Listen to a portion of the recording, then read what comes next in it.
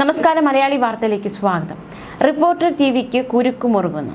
അത്തരത്തിലുള്ള വിവരങ്ങളാണ് പുറത്തുവരുന്നത്. റിപ്പോർട്ടർ ടിവിയുടെ സുരക്ഷാ ക്ലിയറൻസ് കേന്ദ്ര ആഭ്യന്തര മന്ത്രാലയം റദ്ദാക്കി.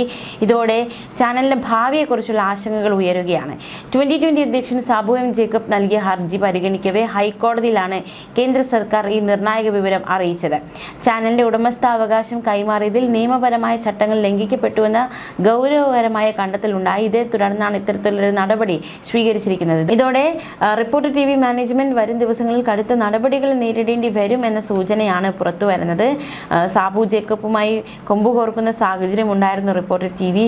എന്തായാലും എങ്ങനെയാണ് ഈ ഒരു പ്രശ്നം അതിജീവിക്കുക, അല്ലെങ്കിൽ എങ്ങനെയാണ് നേരിടാൻ പോകുക എന്നത് ഒരു ചോദ്യമാണ്. കേന്ദ്ര വാർത്താ വിതരണ പ്രക്ഷേപണ മന്ത്രാലയത്തിൽ നിന്ന് ഉടൻ തന്നെ ചാനലിന് വിശദീകരണം തേടിയുള്ള നോട്ടീസ് കിട്ടും. ഇതിനുശേഷം കിട്ടുന്ന മറുപടി തൃപ്തികരമല്ലെങ്കിൽ ചാനലിന്റെ സംപ്രേക്ഷണം തന്നെ തടസ്സപ്പെട്ടേക്കാവുന്ന രീതിയിലാണ് കാര്യങ്ങൾ നീങ്ങുന്നതെന്നാണ് പുറത്തുവരുന്ന വിവരങ്ങൾ സൂചിപ്പിക്കുന്നത്. ചാനലിന്റെ ലൈസൻസ് കൈമാറിയതിൽ സുതാര്യതയില്ലെന്നും യഥാർത്ഥ ഉടമകൾ ആരാണെന്ന് വ്യക്തമല്ലെന്നും ചൂണ്ടിക്കാട്ടിയായിരുന്നു സാബു എം ജേക്കബ് കോടതിയെ സമീപിച്ചത്. നിയമപ്രകാരം ഉടമസ്ഥാവകാശം മറ്റൊരാൾക്ക് കൈമാറുമ്പോൾ പാലിക്കേണ്ട ചില മാനദണ്ഡങ്ങളുണ്ട്. പക്ഷേ ആ മാനദണ്ഡങ്ങൾ റിപ്പോർട്ടർ ടിവി ലംഘിച്ചുവെന്നാണ് ആഭ്യന്തര മന്ത്രാലയം കോടതിയിൽ വ്യക്തമാക്കിയിരിക്കുന്നത്. ഉടമസ്ഥാവകാശം മാറിയതുമായി ബന്ധപ്പെട്ട ഔദ്യോഗിക രേഖകൾ സമർപ്പിക്കാത്ത സാഹചര്യമുണ്ട്. അതുകൊണ്ടാണ് സുരക്ഷാ ക്ലിയറൻസ് പിൻവലിക്കാൻ കേന്ദ്രം തീരുമാനമെടുത്തത്. ചാനലിന്റെ മുൻ ലൈസൻസിയായിരുന്ന MV നികേഷ് കുമാർ 2 മാസത്തിനകം ഇതുമായി ബന്ധപ്പെട്ട രേഖകൾ ആഭ്യന്തര മന്ത്രാലയത്തിനും വാർത്താ വിതരണ പ്രക്ഷേപണ വകുപ്പിനും സമർപ്പിക്കണമെന്ന നിർദ്ദേശവും കോടതി മുന്നോട്ട് വച്ചിരിക്കുകയാണ്. ഈ രേഖകൾ പരിശോധിക്കും.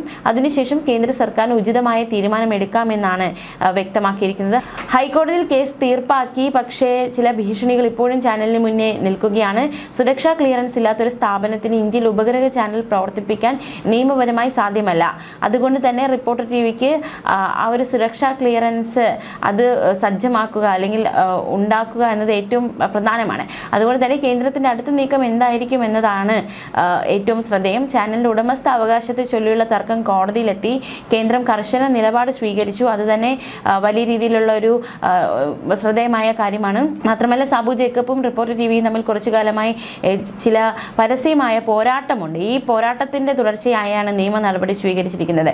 കുന്നത്തുനാട്ടിലെ രാഷ്ട്രീയ പോരാട്ടങ്ങൾക്ക് 2020-ക്കെതിരായ വാർത്തകൾക്കും പിന്നാലെയാണ് ചാനലിന്റെ ലൈസൻസ് നിയമസാധുത സാബു ജേക്കബ് ചോദ്യം ചെയ്തത്. എന്തായാലും വാർത്തകൾ അത് നിർഭയമായി കൊടുക്കാൻ അവകാശമുണ്ട് മാധ്യമ പ്രവർത്തകർക്ക്.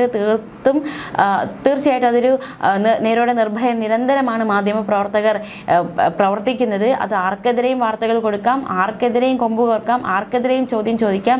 ചോദ്യങ്ങൾ ചോദിക്കുമ്പോൾ ആ ചോദ്യങ്ങളിൽ ഭയം വരുമ്പോഴാണ്, അല്ലെങ്കിൽ ചോദിക്കുന്ന ചോദ്യങ്ങൾ അസ്വസ്ഥത ഉണ്ടാകുമ്പോഴാണ് ഇത്തരത്തിൽ പ്രതികാര നടപടികൾ ഉണ്ടാകുന്നതെന്ന കാര്യത്തിൽ സംശയമില്ല. എന്തായാലും സാബു ജേക്കബുമായി ബന്ധപ്പെട്ട് റിപ്പോർട്ടർ ടിവിയുമായി ബന്ധപ്പെട്ട് സാബു ജേക്കബിന് ചില ഒരു തർക്കം ഇരുവർക്കും ഇടയിൽ ഉടലെടുത്തിരുന്നു. അതിന് പിന്നാലെയാണ് ഇത്തരത്തിലുള്ള ഒരു നടപടികൾ അല്ലെങ്കിൽ കേസ് എന്ന തരത്തിലേക്ക് കാര്യങ്ങൾ നീങ്ങിയത്. മാത്രമല്ല ചാനൽ പുതിയ മാനേജ്മെന്റിന് കീഴിലേക്ക് മാറിയപ്പോൾ ഉണ്ടായ സാമ്പത്തിക ഇടപാടുകളും ഉടമസ്ഥാവകാശ രേഖകളും കേന്ദ്ര ഏജൻസികൾ വിശദമായി പരിശോധിക്കും. സുരക്ഷാ ക്ലിയറൻസ് പിൻവലിക്കാനുള്ള ആഭ്യന്തര മന്ത്രാലയത്തിന്റെ തീരുമാനം ചാനലിന്റെ പരസ്യ വരുമാനത്തെ വിശ്വാസ്യതയും ബാധിക്കുമോ എന്ന ചോദ്യം നിലവിൽ ഉയരുകയാണ്. എന്തായാലും ഈ കേസ് എങ്ങനെയാണ് ഇനി മുന്നോട്ട് പോകുക, റിപ്പോർട്ടർ ടിവി എങ്ങനെയാണ് കേസ് നേരിടാൻ പോകുക എന്നതൊക്കെ ഒരു ചോദ്യമാണ്. ന്യൂസ് ഡെസ്ക് മലയാളി വാർത്ത.